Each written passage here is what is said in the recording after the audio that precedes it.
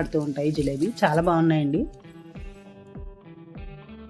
ఇలా కొంచెం golden colour వచ్చిన తర్వాత తీసేసి మనం ఇప్పుడు ముందుగా రెడీగా ఉంచుకున్న షుగర్ సిరప్లో వేడివేడి వేసేసుకోవాలి. పంచదార పాకం చల్లారిపోయినా పర్వాలేదు, జిలేబీలు వేడివేడిగా వేస్తాం కాబట్టి వెంటనే అవి పీల్చుకుంటాయి. మళ్ళీ ఇంకొకసారి జిలేబీ వేసేలోగా ఇవి పాకం పీల్చేసుకుంటాయి. అలాగే మళ్ళీ మనం ఇలా మనకి ఎన్ని కావాలంటే అన్ని ప్రిపేర్ చేసుకోవాలి. ముందుగా మనం రెడీ చేసుకుని పాకంలో వేసిన జిలేబీలు తీసేసి ఒక ప్లేట్లోకి తీసుకోవాలి. చూడండి ఎంత జ్యూసీగా ఉన్నాయో.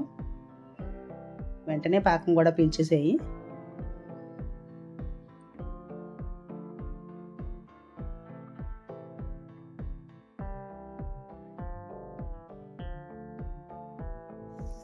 అంతేనండి, జిలేబీలు ఈజీగా ప్రిపేర్ చేసుకోవచ్చు. ఇన్స్టెంట్గా అప్పటికప్పుడు తయారు చేసుకోవచ్చు. ఒక అరకప్పు మైదాకి